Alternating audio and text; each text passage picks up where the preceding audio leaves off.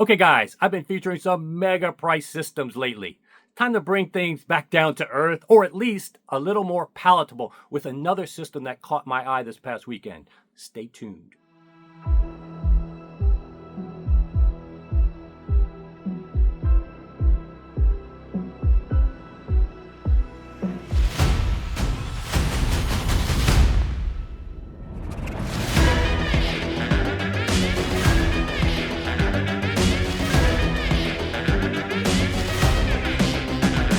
Okay guys, welcome back to the channel. Continuing my series from Scott Walker Audio this past weekend up in Dallas, where he did a super showcase featuring, and you've seen it already on my channel, the Estalon Extremes with Vitas, Acora VRCs with ARC gear, and the Von Schweikert Ultra 11 with VAC. Phenomenal setups, and it was really cool to get a taste of the ultra high end and give people at least a taste. Like you go to a car meet, a show where you see these ultra price stuff that, let's face it, even if you win the lottery, you may not purchase these, but it gives you a taste of what's possible. What caught my ear, at least at the dealership, is not just these rooms, which were warranted and worthy of this showcase, but another room that I wouldn't call it budget, but it's at $30,000, which some in this hobby do consider budget, considering they spend more on cables than that. But it caught my ear from the standpoint of the delta between the price and these other rooms was huge, but the performance really wasn't. And that's a macro takeaway of many I'm going to share with you before I get to the walkthrough, is that this hobby is not always about one-to-one correlation with price to performance. And we get a lot of grief for that. There's a lot of hate. Probably people hated on my videos featuring all these mega price systems. But let's put it in perspective. Number one, some of the hate is deserved. And some companies have even gone out of business because they've gone overboard, $1 million cartridge or whatever, and really alienated people and ruined their business trying too hard to be price marketing to kind of take value. So totally get that part of it. But also in 2025, we have to realize that almost everything you buy nowadays does not have a one-to-one correlation between price and rational, logical usage. The biggest, I tell you, the biggest thing, and I constantly see this with my friends, is a watch. I mean, this watch here, I don't even have a battery in it. It doesn't even work. It's like $35, stainless steel. But I get more attention with this watch than my friends that have $100,000 Rolexes or Pateks. But actually, to be honest with you, I'll never forget. Guy had a $600,000 Richard Mille on at the table. More people came over asking me about my stainless steel ring. This ring gets more people's attention than his Richard Mille. Now, he's happy with it though. It gives him a level of status. He doesn't need it to tell time. Nobody needs a watch to tell time. In fact, if a watch had never been invented, nobody would invent one now.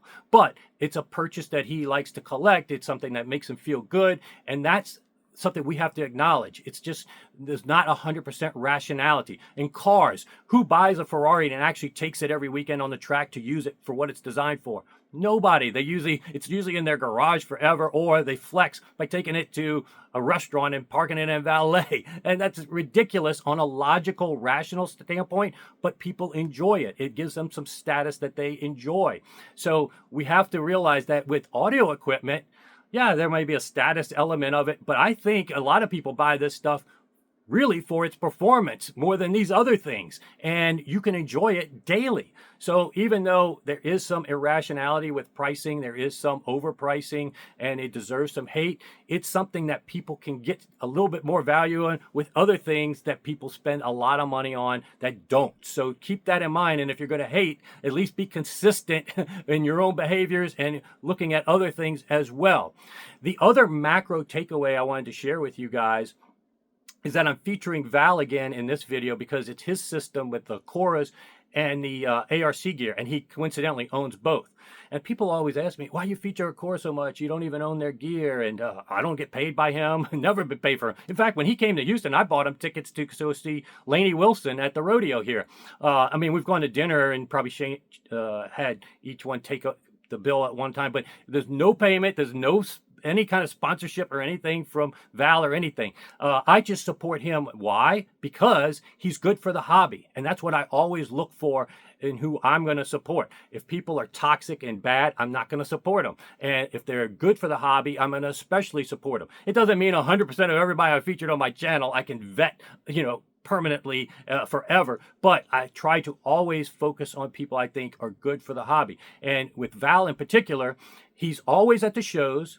He's always in the biggest rooms. And even this little system you're going to see in this video with the small bookshelf speakers with Accuton drivers, very few would even give you Accuton drivers at this price point and it's that small.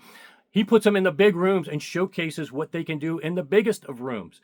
And then he's in multiple rooms, and at every show, he travels almost as much as me, probably even more, because he also owns ARC, Audio Research Corporation. Nobody wanted to touch that company. Nobody wanted to salvage it. He wanted to salvage it, and he did salvage it. And one of the main takeaways and why I'm telling you this is that his tenet of both of those companies is to trickle down and give, not at a budget, but neither of those are going to ever be a budget brand, but they are going to help you get to their products at a more palatable level. And like I've always said, to almost Val's detriment, I said, you're cannibalizing your higher models with some of your lower models. And same thing with the ARC gear. You're going to hear a system here and see it. I'll have the music clips in a separate video, but you're going to see a system under $30,000 or around $30,000 all in that is super impressive. And like I said, when you do stuff like Val does, he gets a lot of acclaim. I give him acclaim. He gets a lot of haters too. He was telling me every time he gets a good review, these sock puppet accounts pop up in comments, these sycophants for other brands, hate is always there. And he handles it the best way, ignores it. When you're on top, just ignore it. I have to deal with that just going out sometimes with my clothes. People are haters. Let's face it. It's really only like a 1%. But he deals with the haters. He deals with difficulties of building a brand from basically bankruptcy in ARC. He's taken stone, which is a very difficult material to make in speakers. Almost nobody can do that because it's so hard and there's so few materials that are conducive to that.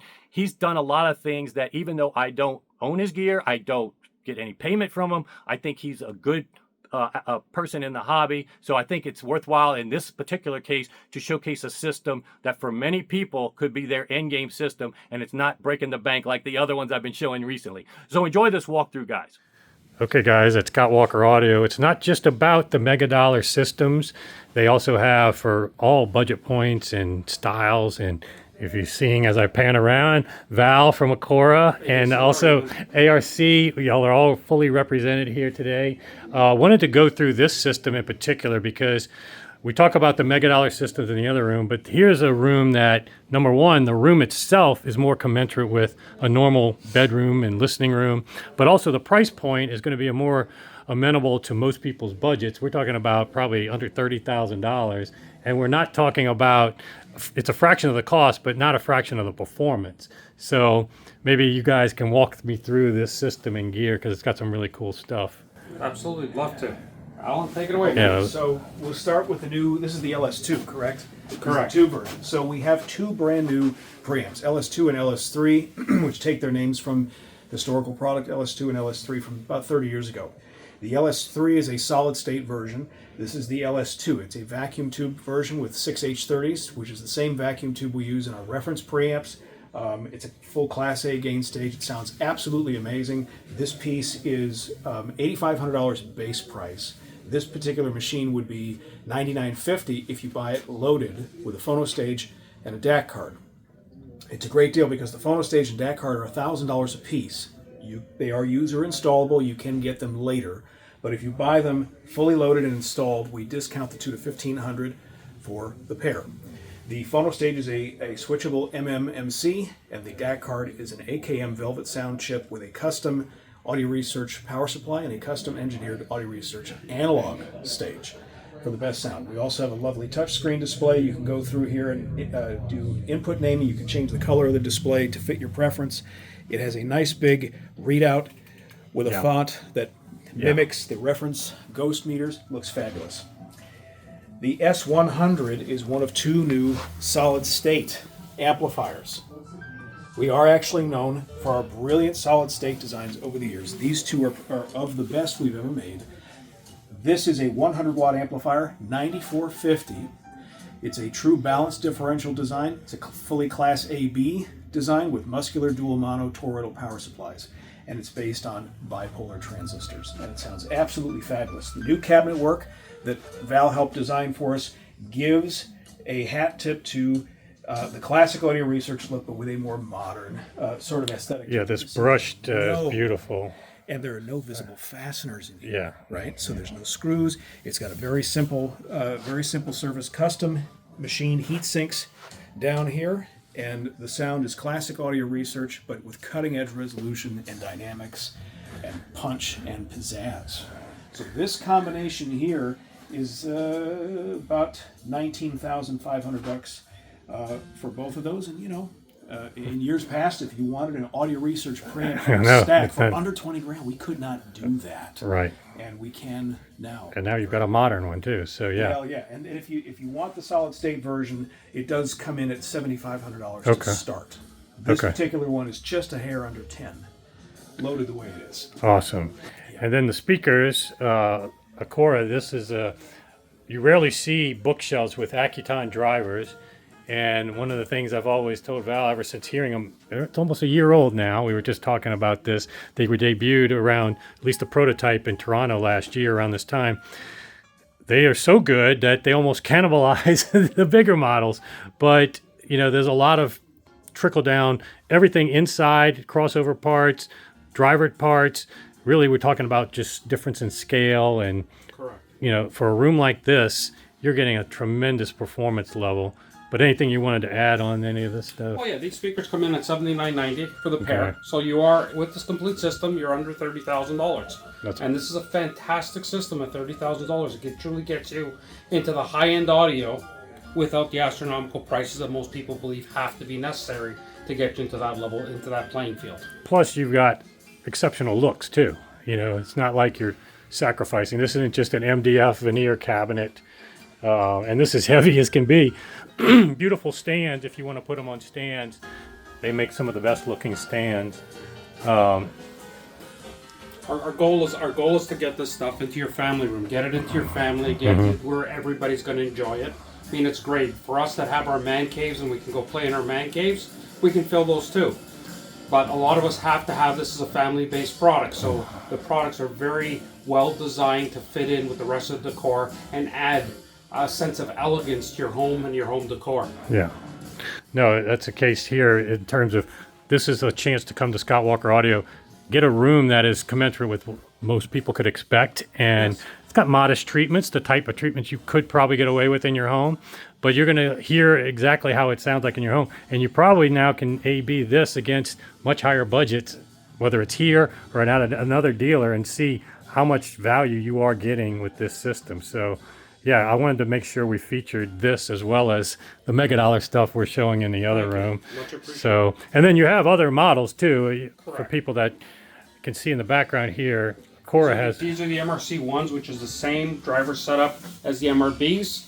We integrate the stand into it, is what we're calling this. Is a full floor standing speaker. So if you're going to do a floor standing speaker, this is going to work better sound-wise than a stand mount on a stand. You've got more rigidity.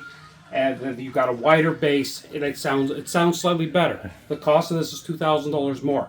A decent stand is going to cost you more than a couple of $1,000. Yeah. As we step up to the MRC2s, we add a second bass driver, a little bit more dynamics, a little bit more fullness, higher SPL. These come in at $12,000, $12,990. Okay. Then we go up to our MRC3s. We add a secondary bass driver as well. Again, a little bit more dynamics, a little bit fuller, a little bit bigger room. 92.5 dB efficient. $16,000. $16,000. That's still under 20. Well under. Absolutely. And then you got the Bedrock sub here. We have the Bedrock. When you want to get into our next series, the SRC series, we have the SRB on top of our Bedrock subwoofer. This combination comes in at $38,000 with the active crossover. That's great. Yeah, because it's an active module at the bottom. Correct. Yeah, beautiful. And again, not every speaker is for every taste, but you have a lot of variety here with the Stone that Val offers. And like I said, inside you're not sacrificing the crossover parts or the driver type at those budget points. So it really is just a matter of scale and which you want to choose. So Great job, guys. I'm going to have in a separate video some music clips from this system, so stay tuned.